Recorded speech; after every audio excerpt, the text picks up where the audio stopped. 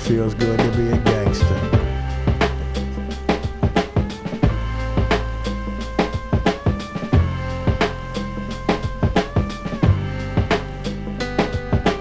Damn, it feels good to be a gangster. A real gangster ass nigga plays his card.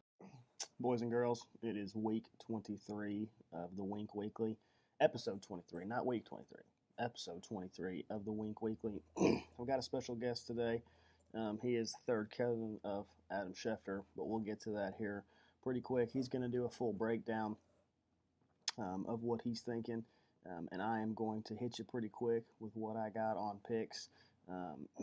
This week, Ainsley Springer, pick of the litter against the Genitals. I'm out of it, so I'll get a win whenever I'm out of it. I've been burned several weeks with Aaron Rodgers over Mitch Trubisky, so I'm just going to roll Trubisky out there this week. He's playing Minnesota. I think it turns into a shootout. Everything about me tells to put Aaron Rodgers in tonight, but nah, Mitch Trubisky. We'll see. See what happens. I like it. I like Ainsley's team, but I don't think this is the week that he can get it done there. He is kind of, in my opinion, outside of his top two guys, a little bit average. So he has fared fairly well this year, much better than the Genitals, let's be frank. So been a good addition, I believe, to the league, but I don't think this is the week he gets it done. So next up, we've got the Switzer Sweets against Team Belichick mate, Chris Powell. I hope he doesn't double up Hodges. I really hope he doesn't, but there's a chance. There's honest to God a chance. It ain't gonna be particularly close tonight. He's got Devontae Adams going, probably scores. He scores every week, so it's gonna start big and end big. Chris Powell all the way, getting it done.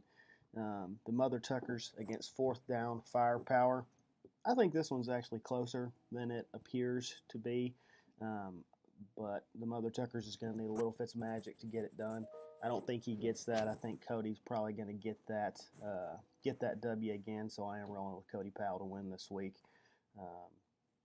Next up, It's So Good against Freddie Thrower Jr.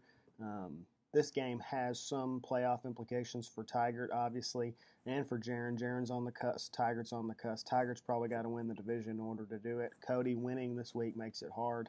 But this one is a close game, in my opinion. I do think that Tigert gets a W this week. I like what he's got. He's got James Conner, we know now, for the rest of the year. Has been a great pickup for him. Obviously, he rolled the dice, paid off. DeAndre Hopkins, Stephon Diggs, good football team. If Leonard Fournette can manage to put up 20 points again,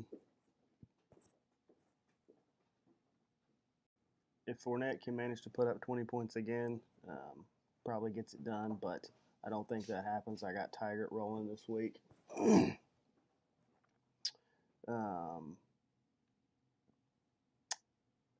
After that, we've got Straight Cash Homie against the franchise. It's been good, been fun watching that talk go down this week. Mark is the master of the talk, and he also plays fantasy football pretty damn well. I think he's got Vic running a little scared this week, but for me, this is the biggest game of the week. Man, it's really truly a toss up. I'm gonna roll with Straight Cash Homie. I think Straight Cash Homie gets it done.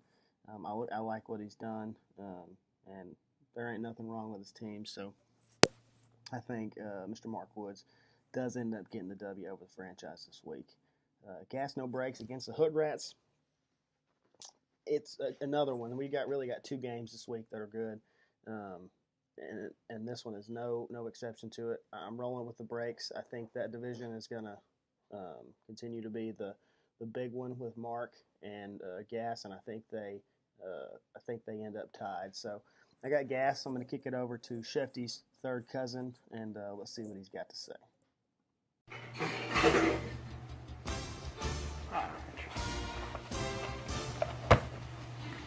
Hello, I'm Stevenson Schefter, and I'll be filling in for the franchise.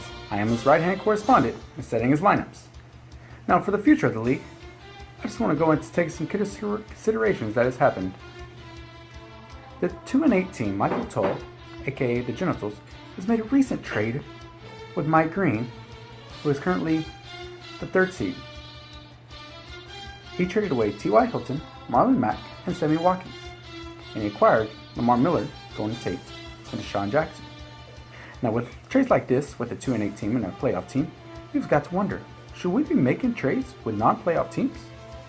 That is something that's going to be brought up this spring in the league meeting. Next trade, because Green wasn't done with his transactions there either. It was a busy night for that man, as he acquired Trey Burton and Marquez Valdes-Scantling, and he traded away George Kittle, who has actually been pretty phenomenal this year, considering where he got him, and he paid $33. It didn't stop there for Mike Green. He got Lamar Jackson, the Baltimore QB.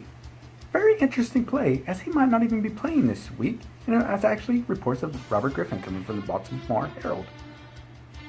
Then you got Brandon Marshall, picked up for $6 from Mark Woods. Now you got to wonder, $6, and he paid another $7 for Dez Bryant.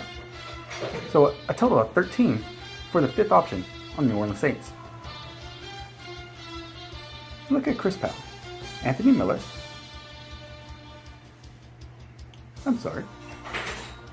Ainsley Springer's picked up Anthony Miller, Rashad Penny. With him having Bell gone, I'm not sure even why he's participating. But this is a league till week 13. Cody has also added his former kicker, which was on his championship roster from last year, Chris Boswell. Billy Luna has actually added the Steelers defense to drop the Packers, which happened to play on Thursday. The Redskins Tiger, Brett Maher to Tiger, and very interesting thing, just 2 days ago, C.J. Anderson was dropped from Freddie Throw's team, but added once again, even though he's not on an NFL team. It's very interesting, considering he's at 4-6, and on the bubble. 1 loss this week, and he's out of there. The Titans DST was picked up by the franchise. Very interesting play, as they're currently the 4th best defense in the NFL right now. So we'll go ahead and preview the matchups. The first matchup that we're going to preview today is one that doesn't need a lot of attention to, but it is Chris Powell versus John Hodges. And if you look at John Hodges, one thing that is very inspiring for this team is he gets back Dalvin Cook. He's not in the lineup right now, but you can imagine he takes the role over James White as he is off on a bye week. He has Andrew Luck going against a very tough Tennessee defense, and Keenan Allen. It was a very friendly Denver receiving. Now, if you look over at Chris Powell's team, he's going to win on the hands of Melvin Gordon, Saquon Barkley, and Derrick Henry is in there, but we heard that might just be a plot. So stay tuned to see if there's any movement with Derrick Henry later on this week. But the franchise has informed me that they will be taking Chris Powell to win this matchup. The second matchup we're going to preview is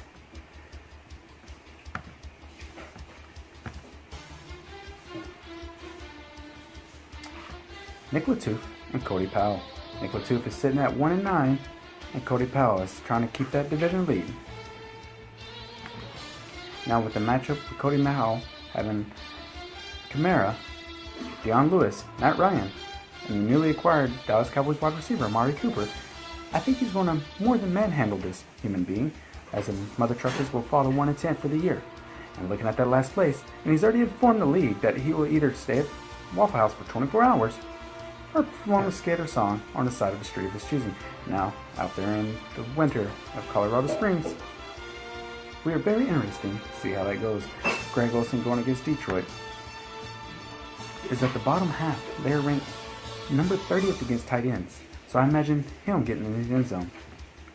Our next preview we'll do is Ainsley Springer versus Michael Toll, the Genitals. Genitals 2-8, losing streak 3 games, and he's taking on Ainsley Springer, 4-6, who was just possibly, these two teams, possibly in a loophole of getting into the playoffs. But if a loss here, they can go ahead and look into the future for next season. Now we'll look at the newly acquired talent on the Genitals. Starting Mitchell Trubisky, who is actually one of the top quarterbacks this year, and he's ranked number 7th. Now picking him over Aaron Rodgers, that's got to be something that he's throwing all of his chips in. Christian McCaffrey against Detroit, that's a no-brainer. Zach Ertz, New Orleans, and Golden Tate. An interesting fact about Golden Tate is he only played 18 snaps against the Dallas Cowboys last week. Now you want to see how much, and that was with 2 weeks of learning the offense, and only 18 snaps? We will look to him to get a small amount of volume, and he's not going to expect product from Golden Tate. If I was him, I would go into a different direction if I was trying to get the win, but he just acquired him, so why not play him? You look over at Ainsley Springer. He doesn't have a running back in, but he does have the number 3 ranked quarterback in Jared Goff. With Tom Brady on a bye, which is probably a good thing because Tom Brady hasn't really been playing up to what he's been doing. And then you have Travis Kelce. Monday Night Football, Monday Night Rams. Now, the interesting fact is, this game was actually in New Mexico. Not New Mexico, but Mexico. The Mexico City, Akron. But due to field conditions, the NFL was very open to moving it, considering the field conditions and the health and safety of the players. The Jaguars going against Pittsburgh is going to be a very intriguing matchup for Springer, and now I can start to see why he is 4-6. And I'm sorry for your Le'Veon Bell, but let's just say you're not the belle of the ball this year. So we'll go on to another game preview. The next game preview is going to be between 2 other teams who are on the cusp of making the playoffs, and that is one, Joe Taggart versus Jaron Brewer. Now, an interesting fact about Joe Taggart is he's probably still celebrating only Le'Veon Bell not returning, as he has the number 3 ranked running back in the league. But is it too late? Little too late, as if Cody keeps on his winning ways, Taggart will once again be out of the playoffs for the 5th consecutive year.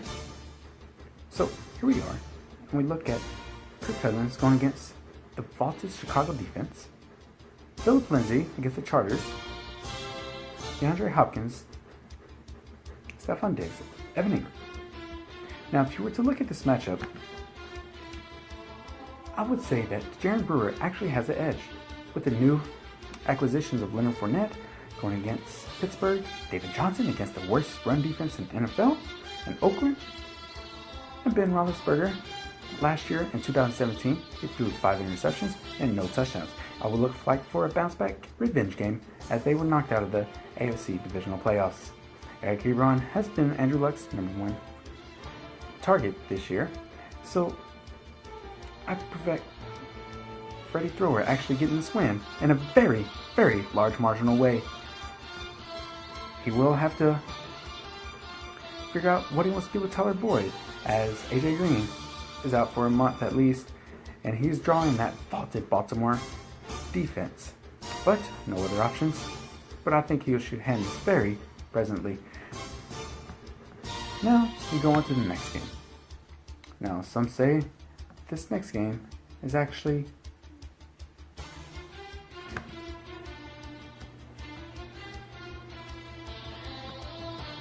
some would say that this game is actually just one little teeny bit below the game of the week. But we're talking about Mark Woods versus the franchise. Now the franchise, he is off doing his studies and getting ready for this week's matchup, as he knows there should be a slobber knocker. But there is one initial report about Mark Woods' team. He is questionable, as a weight was found in the franchise household. There is an investigation open as to why that weight is there. Now, Mark Woods will not be able to lift weights and get his full strength. as he's going to need it this week going against the franchise. He has Drew Brees, the number 4 ranked quarterback. Now, we just seen what Dak Prescott did to this Philadelphia defense. And Drew Brees is at home, and you know that's a whole different Drew Brees. That's an MVP level Drew Brees that you're dealing with.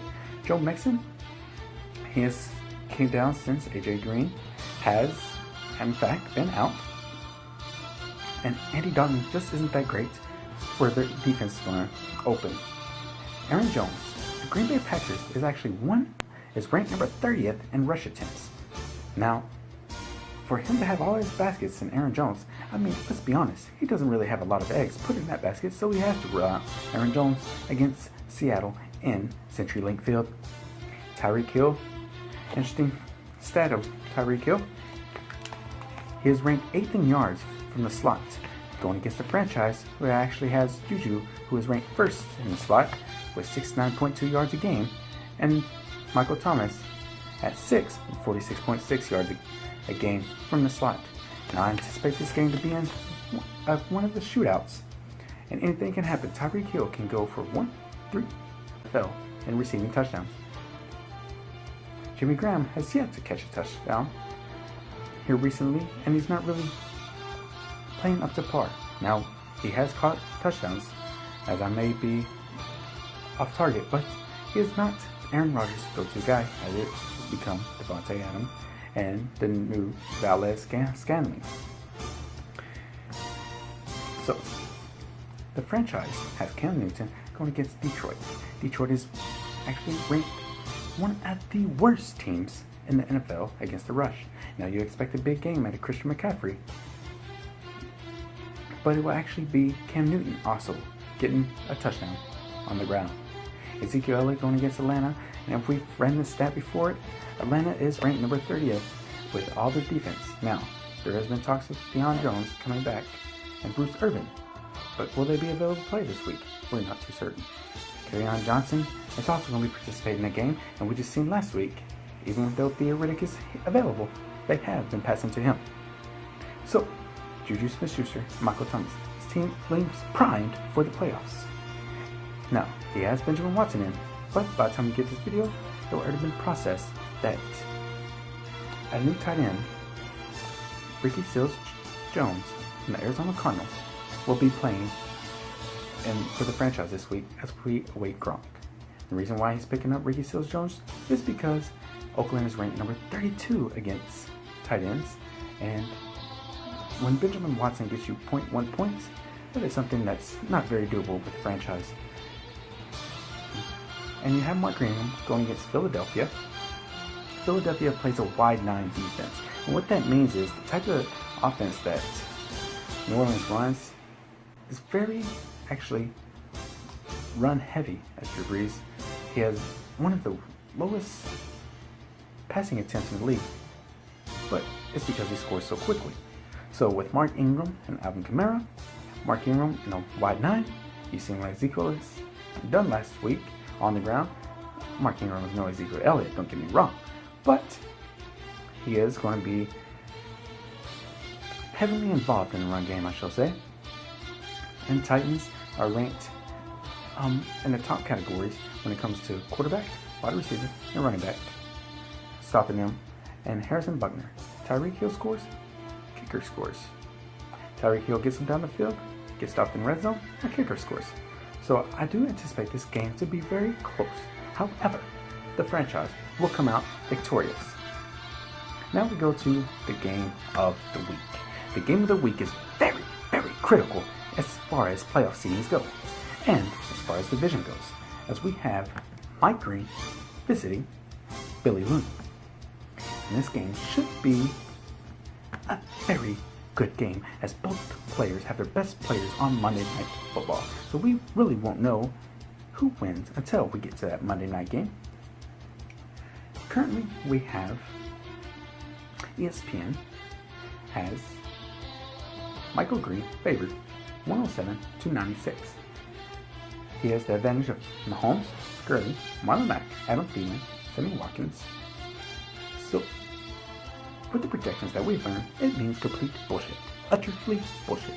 And we're sorry, as ESPN has failed to find a format to actually project these things, but then again, they would be in Vegas. So I'll start off with the person who I think is actually going to win this game, and that is Mike Green. Mike Green is going to pull out. Did you know that the LA Rams can lock up the NFC West this week with a win? So you imagine that Todd Gurley is going to be running wild all over that Kansas City defense. And we just seen what David Johnson did, and they don't have no outside threat. And it's just, I can't even comprehend what that's going to even look like. So Todd Gurley is going to go up there, and he's going to, like I said, Mike goes as his team goes. Come see me next week as we dissect his game as Todd Gurley is on a bye. Now,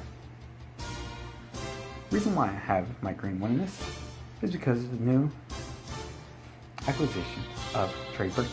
Trey Burton this week is filling in place of George Kittle, which was just passed away in a trade with Chris Powell. So he kind of fills that role, and Trey Burton is on a team, a Matt Nagy Bears offense that is really been on an uptick. Now, Marlon Mack, I don't like his opponent this week, but when you trade for something, you gotta play him right, unless you're the franchise and you got Alex Collins. But you don't trust Alex Collins because he's going against a Bengals defense that just fired their defensive coordinator, and you're not too sure what's going to be going on there, so you don't play that game. And now I go over to the Hood Rats, who was 8-2 and first in the West, and also holding on to that number 1 seed. This is very important as he can get a 2-game lead on another division that is also in the bye, as Chris Powell has a red bye and he has a 1-game lead.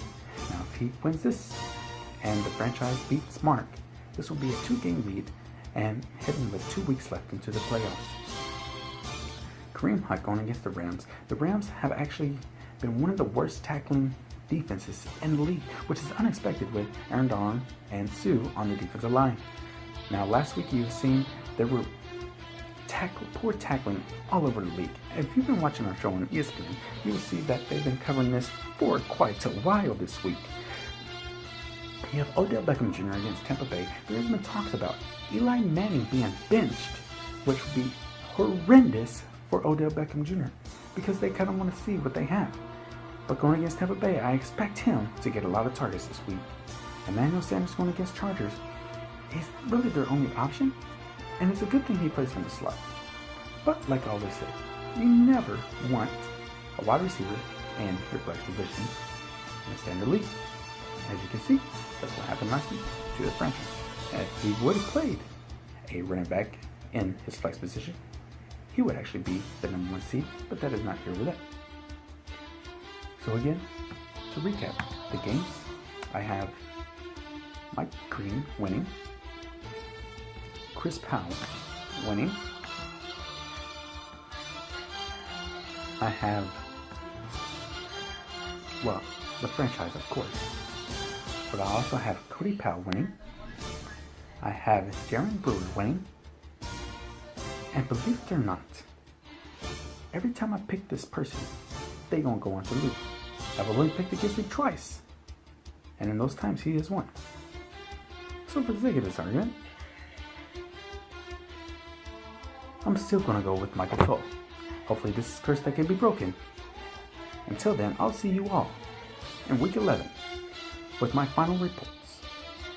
But if I am to be a guest again, be assured that the franchise will be one of the best teams in the league we have seen. So with that, thank you for having me on your show in Wickenbach Fantasy Football Union League. I am Stevenson Schefter, the third cousin of Adam Schefter from ESPN. I'll see you guys soon. Thank you once again.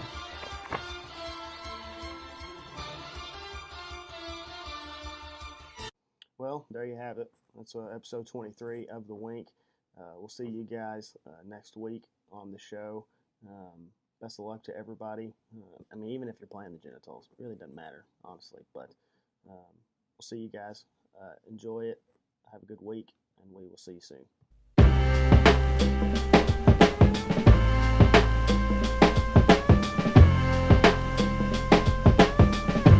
Damn, it feels good to be a gangster.